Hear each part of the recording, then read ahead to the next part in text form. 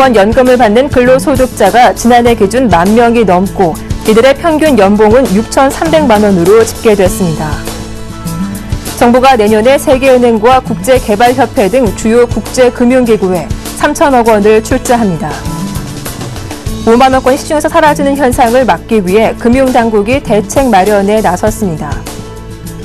현대 기아차가 이딴 악재 정면 돌파하기 위한 대응 방안들을 내놓고 있습니다. 안녕하십니까. 센 경제 현장 박미라입니다. 코스피 지수가 외국인의 매수세 상승 마감했습니다. 오늘장 마감 소식 증권부 강광우 기자와 알아보겠습니다. 안녕하십니까? 네, 안녕하십니까? 네, 자세한 마감 시황 전해주시죠. 네, 코스피 지수가 외국인의 매수세에 상승 마감했습니다. 코스피 지수는 오늘 전거래일보다 0.95% 오른 1958.23포인트의 장을 마감했습니다. 지난 주말 유럽 증시는 유럽 중앙은행의 추가 부양책의 시기와 규모에 대한 의구심이 증가된 가운데 하락 마감했고, 미국 증시는 고용지표 부진의 약세로 출발한 후 등락을 거듭하다 장 후반 상승의 혼조세로 마감했습니다. 국내 증시는 일본 중앙은행의 추가 완화 정책 발표 이후 가파르게 진행된 엔화 약세가 진정되며 수출주의 수익성 악화 우려가 완화되면서 상승한 것으로 풀이됩니다. 투자 주체별로는 외국인이 370억 원 순매수했고 기관은 1억 원, 개인은 803억 원 순매도했습니다. 업종별로는 전기전자, 운송장비 등 경기민감 대형주 중심으로 강세를 보였습니다. 반면 음식료, 섬유의복, 의약품 등은 약세로 마쳤습니다. 시가총액 상위 종목 가운데서는 삼성전자와 삼성생명 등이 4%대의 강세로 장을 마쳤고, 현대차, 기아차, 현대모비스 등 자동차주 3인방도 상승했습니다. 신한지주, KTNG 등은 내렸습니다. 네, 금감원이 특정 금전 신탁 투자에 대한 예금자들의 주의를 당부하고 나섰다고 하는데요. 이와 관련된 소식도 전해주시죠. 네, 금융당국이 저금리 기조 속에 급성장하고 있는 특정 금전 신탁 투자에 주의를 당부했습니다. 금융감독은 오늘 주가연계증권이나 위안화 예금 등을 편입하는 특정 금전 신탁 수탁고가 급증하고 있지만 투자자들의 위험인식은 저조해 투자에 주의할 필요가 있다고 밝혔습니다. 금융감독원에 따르면 지난 2010년 말 104조 수준이었던 특정 금전 신탁 수탁고는 올해 8월 200조를 넘어 거의 4년 사이에 99.6% 증가했습니다. 금감원은 우선 특정 금전 신탁은 예금자 보호 대상 상품이 아닌 것을 명심하라고 당부했습니다. 만기가 짧고 시중금리보다 높은 수익을 약속하지만 원금 손실 가능성을 염두에 둬야 한다는 것입니다. 신탁 계약서 작성은 반드시 투자자 자필로 해야 된다고 강조하기도 했습니다. 금감원 측은 특정 금전 신탁은 고객이 금전 운용 방법을 특정하고 신탁회사가 재산을 운용하는 방식이라며 계약서를 작성할 때 반드시 자필로 편입 재산 종류, 비중, 위험도 등을 명확히 적어야 한다고 설명했습니다. 신탁회사 또는 그 계열사가 발행한 증권 등을 신탁해 편입해 운용하려면 우선 계열사 증권의 신용 등급 등에 대해 설명을 듣고 별도의 투자 동의서에 자필로 서면 확인해야 합니다. 이 외에도 위안화 예금 등 외화 예금 특정 금전 신탁 상품에 가입할 때는 반드시 환해지 여부를 확인하라고 조언했습니다. 네, 현대미포조선이 내년에 흑자 전환될 거란 분석에 오늘 강세를 보였다고 하는데요. 자세한 흐름 짚어봐 주시죠. 네, 현대미포조선이 중형선 시황 회복의 수혜로 내년 흑자 전환이 예상된다는 분석에 강세를 보였습니다. 현대미포조선은 오늘 전거래일보다 2.3% 오른 8만 원의 거래를 마쳤습니다. 하나대투증권은 오늘 보고서를 통해 현대미포조선의 실적은 내년 흑자 전환하고 내후년에는 7.7% 증가한 3,500억 원 수준의 영업이익을 거둘 것으로 예상된다고 밝혔습니다. 박무현 하나대투증권 연구원은 에코십 교체 수요가 중형선 중심이라며 현대미포조선의 검증된 에코디자인과 현대비나 신조선의 향상되고 있는 건조 능력은 다른 조선소들과 차별적인 성장 동력으로 작용하고 있다고 말했습니다. 내년 수준은 90척가량으로 전망했습니다. 이어 박 연구원은 지난해 하반기부터 대량으로 받아놓은 PC 탱커의 건조 작업을 시작으로 올해는 실적의 바닥을 지나고 있지만 내년에는 흑자 전환할 것이라고 덧붙였습니다. 네, 말씀 잘 들었습니다. 지금까지 증권부 강광우 기자와 함께했습니다. 고맙습니다. 네, 고맙습니다.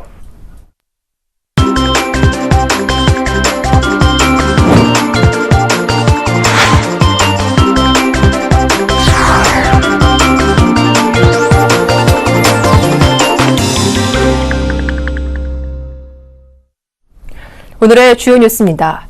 공무원 연금 받는 근로소득자가 지난해 기준 10,000명이 넘고 이들의 평균 연봉은 6,300만 원으로 집계됐습니다. 국세청이 공무원 연금공단, 사립학교 교직원 연금공단, 국군재정관리단이 제공한 종합소득세 자료에 따르면 지난해 연금을 일부라도 받으면서 근로소득이 있는 퇴직 공무원, 사립학교 교직원, 군인은 16,000여 명이며 이들의 평균 연봉은 5,865만 원이었습니다.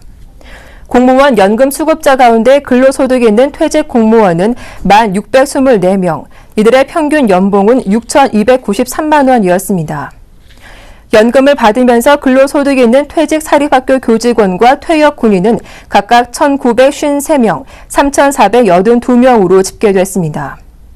퇴직한 사립학교 교직원은 평균 연봉이 5,189만 원, 퇴역 군인의 인당 평균 연봉은 4,941만 원이었습니다. 공무원 연금공단은 소득이 있는 퇴직 공무원 명단을 국세청으로부터 넘겨받아 소득이 일정 수준 이상이면 연금 지급액을 깎고 있으며 공기업과 민간기업에 재취업하면 최대 50%를, 공무원으로 재취업하면 전액을 지급 정지한다고 설명했습니다. 정부가 내년에 세계은행과 국제개발협회 등 주요 국제금융기구에 3천억 원을 출자합니다. 기획재정부에 따르면 우리 정부가 내년 국제금융기구에 출자할 금액은 세계은행에 380억 원, 국제개발협회에 1,400여억 원, 국제금융공사에 5,700만 원 등 모두 3,059억 원입니다. 출자가 마무리되면 세계은행 지분율은 2010년 1%에서 2016년 1.63%로 높아집니다. 정부 관계자는 국제지분 지분율이 높아지면 국가 신용도에 도움이 될 것이라며 국가 신용도 개선은 외국인의 투자 자본 유입으로 이어져 거시 경제에 긍정적 영향을 미칠 것으로 기대된다고 밝혔습니다. 그렇지만 예산 부족으로 잡음이 나는 상황에서 대외 지출을 늘리면 정부의 재정 건전성이 악화할 우려가 있다는 지적도 나오고 있습니다. 5만 원권 시중 사라지는 현상을 막기 위해 금융당국이 대책 마련에 나섰습니다. 한국은행은 금융사별 신권 배분 한도 기준에 처음으로 5만 원권의 입고 실적을 반영하는 식으로 지급 기준을 개정해 내년 1월부터 시행하기로 했습니다. 이 같은 조치는 은행 등 금융사에 불필요한 5만 원권을 갖고 있지 말고 한국은행 창고에 입고하라는 유인책으로 풀이됩니다. 이에 따라 신권 배분 한도 책정 때 5만 원권 환수액을 포함시켜 총 100점 가운데 25점 이상의 배점을 주기로 했습니다. 지금까지는 금융기관 점포수와 손상된 지폐 입고 등을 기준으로 한국은행이 각 금융기관의 신권을 배분하고 있습니다. 5만 원권 환수율은 2012년 61%까지 상승했다가 지난해 48%로 떨어졌고 올 들어 9월까지 환수율은 24%에 그쳤습니다. 이 때문에 5만 원권이 지하 경제에 연루된 것 아니냐는 의혹이 제기되고 있습니다. 한국은행 관계자는 순환이 원활하게 이루어지지 못하고 있다며 화폐 순환고리가 잘 형성되도록 유인하기 위한 제도라고 말했습니다. 현대기아차는 올 한 해 연비와 엔저 등 이딴 악재에 부딪혀 고전을 면치 못하고 있는데요. 최근 이를 정면 돌파하기 위한 대응 방안들을 내놓고 있습니다. 정훈규 기자가 보도합니다. 현대기아 자동차에게 올 한 해는 실현의 시간이었습니다. 연비과장 과징금, 통상임금 논란, 엔저 등 국내외에서 악재가 잇따랐습니다. 현대기아차는 지난 3일 미국에서의 연비과장 논란과 관련해 1억 달러의 벌금을 내기로 미국 환경청과 합의했습니다. 연비 과대 표시 관련 벌금으로는 사상 최대 규모입니다. 국내에서도 연비과장 논란이 불거져 지난 8월 해당 차종 소비자들에게 약 560억 원 규모의 자발적 보상에 나섰습니다. 현대기아차의 또 다른 악재는 다음 달 예정된 통상임금 관련 1심 선고입니다.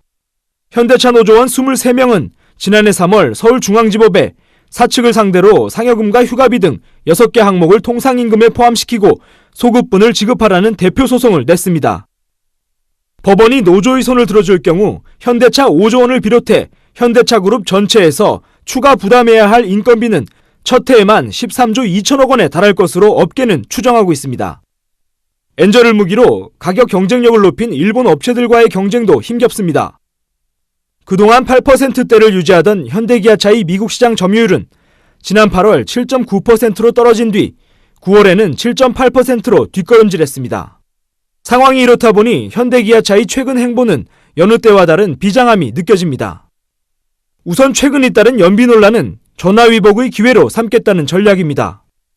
현대차는 지난 6일 2020년까지 평균 연비를 25% 올리는 2020 연비 향상 로드맵을 발표했습니다. 차세대 파워트레인을 개발하고 주요 차종의 경량화와 친환경차 라인업을 확대함으로써 현대 기아자동차의 연비가 세계 시장에서 확실한 강점이 될 수 있도록 총력을 다할 것입니다. 현대차는 지난달 출시한 아슬란을 신호탄으로 더욱 세분화되고 있는 자동차 시장 변화에 능동적으로 대응하기 위한 신차를 대거 출시할 계획입니다.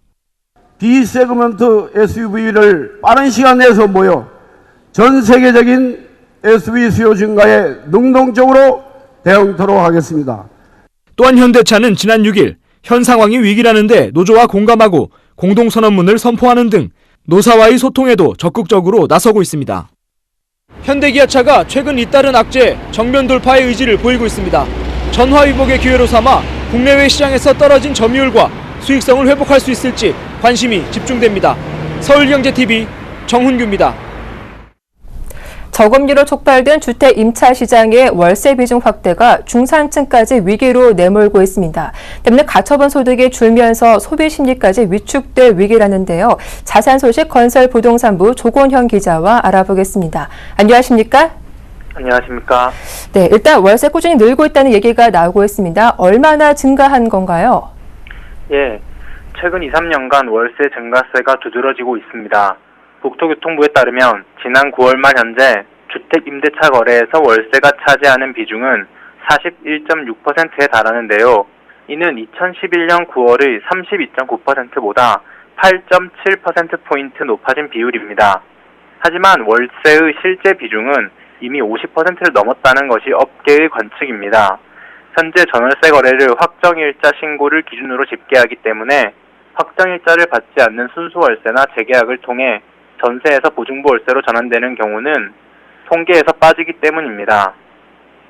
네, 그렇다면 월세가 늘어나는 이유는 무엇 때문인가요? 무엇보다 시중은행 예금금리가 2% 초반으로 떨어지면서 집주인이 전세 보증금을 굴릴 곳이 마땅치 않기 때문입니다. 특히 은행에 맡겨도 물가 상승률과 세금을 감안하면 오히려 손해를 볼 수도 있다는 계산입니다.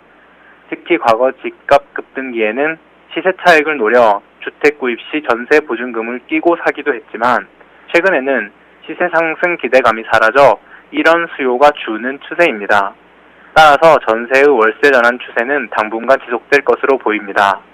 문제는 이 같은 월세 전환이 자연스러운 인식 변화가 아니라 집주인의 일방적 결정으로 이루어지고 있다는 점입니다. 서울 상계동의 한 공인중개사 대표는 전세가 보증부 월세로 전환되는 경우는 열이면 집주인의 요구에 의한 것이라고 전했습니다. 네, 전환의 문제는 가계 부담이 가중된다는 점이 거론되는데 실제로 부담이 어느 정도 늘어나는 것인가요? 현재 전세가 보증부 월세로 전환되면 연간 수백만 원 이상의 추가 주거비 부담을 감당해야 하는 것으로 계산됩니다. 실제로 본지가 서울 송파구 잠실 리센트 아파트 전용 면적 84제곱미터의 전세와 보증부 월세 주거 비용을 비교해보니 연간 400여만 원의 차이가 발생했습니다. 2년 전 5억 5천만 원에 계약했던 전세를 6억 5천만 원에 재계약하는 경우 자기 자금으로 추가 보증금 1억 원을 조달하면 연간 비용은 200만 원입니다. 이는 1억 원을 은행에 2% 예금으로 예치했을 때 생기는 이자 소득입니다. 하지만 만약 국토교통부에서 새롭게 내놓을 가칭, 버팀목 대출로 1억 원을 빌린다면 연 3.2%의 금리를 적용받아 320만 원의 주거비가 추가로 소요됩니다. 만약 오른 전세 보증금을 월세로 지불하는 보증분 월세로 재계약 시엔 비용이 더욱 늘어납니다. 올해 3분기 송파구가 속한 서울 동남권의 6.4%의 전월세 전환율을 적용하면 1억 원을 월세로 바꿀 때 연간 630만 원을 내게 됩니다. 자기 자금 조달보다 430만 원이 더 드는 겁니다. 더 큰 문제는 현재 전월세 전환의 기준이 되는 전세값이 계속 오르고 있다는 겁니다. 따라서 앞으로 월세로 전환되는 가계의 부담은 가중될 수밖에 없습니다. KB국민은행에 따르면 지난달 서울 아파트 평균 전세값은 3억 1,341만 원으로 2년 전에 비해서 4,986만 원 올랐습니다. 이 금액에 현대임대차보호법상 전월세 전환율 상한인 0.8%를 적용하면 지난 계약 때보다 연간 400만 원의 부담이 추가로 생긴 셈입니다. 네, 이래서 여유가 충분치 않은 중산층이나 서민이 월세로 떠밀리는 문제가 심각하다는 지적이 나오는군요. 예, 그렇습니다. 전문가들은 급격한 월세 전환이 가뜩이나 경기 침체로 인해 어려움을 겪고 있는 서민과 중산층을 위기로 내몰 수 있다고 지적합니다. 치솟는 전세값으로 주거 비용이 늘고 있는 상황에서 월세 부담까지 더해지면 가계의 가처분 소득 감소가 불가피하기 때문입니다. 박원갑 KB국민은행 부동산 수석 전문위원은 소형 저가주택을 중심으로 전세의 월세 전환이 이루어지고 있어 월세화가 빨라질수록 저소득층의 주거비 부담이 커지게 된다며 월세 전환 가속화는 서민들의 자산 축적 기회를 앗아가 중산층으로 올라가는 사다리를 붕괴시키면서 양극화가 심해지는 부작용이 우려된다고 말했습니다. 네, 그렇다면 월세 전환의 충격을 줄이기 위해서 이 정부의 대책이 시급할 것 같습니다. 예, 하지만 월세로의 급격한 임대차 시장 구조 변화를 완축시킬 정부 대책은 부족한 실정입니다. 지금껏 정부가 내놓은 임대차 시장 안전화 방안은 전세난에 신음하는 전세 가구의 고통을 덜어주는데 초점을 맞춰왔기 때문입니다. 다만 지난달 30일 발표한 서민 주거비 부담 완화 대책은 저소득 월세 가구에 대한 지원을 강화하는 대책이 줄을 잃었습니다. 그럼에도 실질적인 지원 대상이나 혜택은 크게 미흡하다는 지적입니다. 김태섭 주택산업연구원 전책연구실장은 그간 정부의 임대시장 대책은 전세자금 대출, 전세자금 보증 등 전세 친화적으로 실시돼 월세 가구의 부담을 덜어주는 데 한계가 있었다며 이번에 내놓은 월세 융자 지원도 수혜 계층이 적어 효과가 제한적이라고 말했습니다. 전문가들이 월세 전환 연착륙을 위해 월세 소득 공제나 저소득층을 위한 주택 바우처가 더욱 확대돼야 한다고 꾸준히 요구하는 이유입니다. 오늘 말씀 잘 들었습니다. 지금까지 건설부동산부 조건현 기자와 함께했습니다. 고맙습니다. 예, 감사합니다.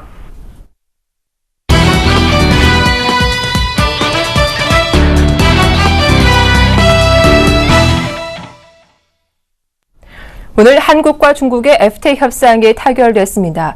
이로써 우리는 미국과 유럽연합에 이어 중국까지 세계 3대 경제권과 FTA를 맺은 국가가 됐는데요. 스튜디오에 정창신 기자 나왔습니다. 자세한 이야기 나눠보도록 하죠. 안녕하세요. 네, 우선 오늘 한중 FTA 협상이 타결됐죠. 이 소식부터 전해주시죠. 네, 한국과 중국의 자유무역협정 FTA 협상이 오늘 타결됐습니다. 세계 2위의 경제대국인 중국과 FTA 협상을 타결하면서 우리 경제 영토는 세계 세 번째 규모로 커졌습니다. FTA 경제 영토는 세계 국내 총생산에서 FTA를 체결한 상대국들의 GDP가 차지하는 비중을 뜻합니다. 미국, 중국, 유럽연합과 모두 FTA를 맺은 국가는 우리나라가 칠레에 이어 세계 두 번째입니다. 한국은 2004년 칠레를 시작으로 총 46개국과 FTA를 체결 발효돼 있습니다. 미국과 EU, 아세안 등도 여기에 속합니다. 한국은 콜롬비아, 호주, 캐나다 등 세 개 국가와 FTA 협상이 타결돼 발효를 기다리고 있습니다. 이날 중국과 FTA가 타결되면서 우리나라의 FTA 상대국은 50개 국가로 늘어났습니다. 50개 국가의 GDP 총합은 전 세계 GDP의 73.2%에 달합니다. 이에 따라 우리나라는 85.1%의 칠레와 78%의 페루에 이어 세계 3위의 경제 영토를 보유한 국가로 올라섰습니다. 기존 3, 4위였던 멕시코와 코스타리카를 제친 것입니다. 향후 우리나라의 경제 영토는 확장 추세를 이어갈 전망입니다.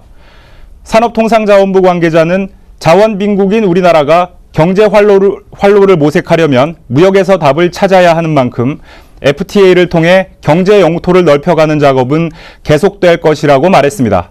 네, 세계 3대 경제권과 FTA를 맺은 만큼 경제적인 효과도 클 것 같은데요. 어떻습니까? 네, 우리나라가 중국과 FTA 협상을 타결하면서 향후 국내 경제에 미칠 영향에 관심이 집중되고 있습니다. 중국은 지난해 GDP가 9조 2,403억 달러로 16조 8천억 달러의 미국에 이어 세계 2위 규모입니다. 세계은행은 국가별 물가와 환율을 감안한 구매력 기준 GDP에서 올해 중국이 미국을 추월할 것으로 예상하기도 했는데요. 세계 최대인 13억 명의 인구를 보유한 중국은 단일 국가로는 우리나라 최대 수출국이자 수입국입니다. 작년 기준으로 우리나라 수출액의 26%, 수입액의 16%가 중국을 상대로 한 것입니다. 미국의 경우 지난해 우리나라 수출액의 11%, 수입액의 8%를 차지했습니다. 제1의 교육국인 중국과의 FTA는 국내 경제에 막대한 파급 효과를 불러올 것으로 보입니다. 무엇보다 주력 수출품군인 공산품의 관세 장벽을 낮췄다는 데서 의미를 찾을 수 있습니다. 중국은 수입 관세율이 평균 9.7%로 3.5%의 미국이나 5.6%의 유럽연합보다는 높습니다. 한중 FTA는 수입 관세를 품목별로 철폐하거나 인하하는 내용을 담고 있습니다. 세부 품목에 따라 즉시 철폐에서부터 단계적 인하 등 차별을 두고 있는데요. 대외경제정책연구원은 한중 FTA 발효 5년 후에 0.95에서 1.25%, 10년 후에는 2.28에서 3.04%의 실질 GDP가 증가할 것으로 분석하기도 했습니다.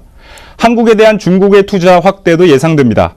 지난해 중국의 해외 투자액은 902억 달러로 이 중 한국에 대한 투자가 4억 8천만 달러, 0.53%에 불과했는데요. 중국은 FTA를 통해 부품 소재 및 의료 바이오, 문화 콘텐츠, 패션 화장품, 식품 등 분야에서 한국의 기술력과 한류 효과를 활용한 전략적 투자를 기대할 수 있다는 게 무역업계의 평가입니다. 네, 이번 한중 FTA 타결로 관세 인하 효과도 높아질 것으로 보이는데요. 어떻게 전망하나요? 네, 산업통상부에 따르면 한국과 중국은 한중 FTA 상품 분야에서 우리는 품목수 기준으로 92%, 수입액 기준 91%에 대해 20년 내 관세를 철폐하기로 했습니다. 중국은 품목수 기준 91%, 수입액 기준 85%에 대해 20년 내 관세를 철폐하게 됩니다. 다만 중국보다 우리의 자유화 수준이 높은 것은 수입 절대 금액 기준이 우리보다 중국이 2배가량 많기 때문이라는 게 정부 측의 설명입니다. 특히 이번 관세 인하로 우리는 54억 4천만 달러, 중국은 31억 달러의 관세 절감 효과를 얻을 수 있을 것으로 예상하고 있습니다. 과거 발효된 한미 FTA의 관세 절감 효과 9억 3천만 달러나 한EU FTA의 13억 8천만 달러보다 높은 수준입니다. 특히 자본재나 중간재 위주에서 소비재와 내수, 서비스 시장 진출을 확대할 수 있을 전망입니다.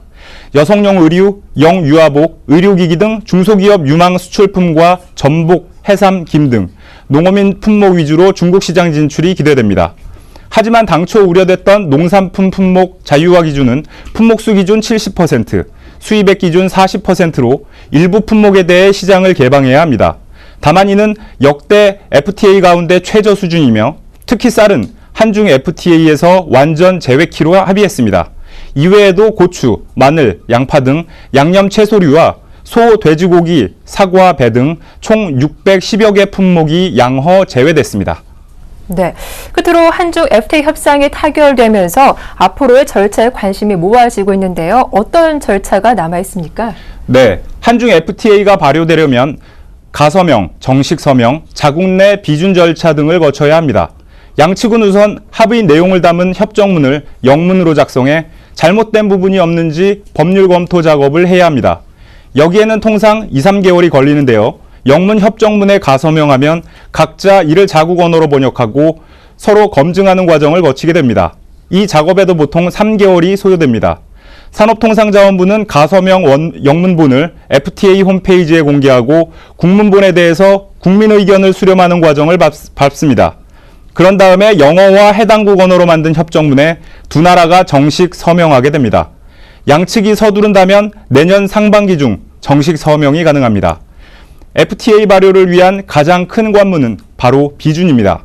중국은 체제 특성상 별다른 어려움이 없을 것으로 보이지만 우리의 경우 국회에서 정부가 제출하는 비준 동의안을 언제 처리할지 예측하기 쉽지 않습니다. 지난 2007년 4월 타결된 한미 FTA의 경우 같은 해 9월 국회에 비준 동의안이 제출됐지만 당시 국내 반발과 미 의회 다수당인 민주당의 반대로 추가 협상을 하는 등 우여곡절을 겪었습니다.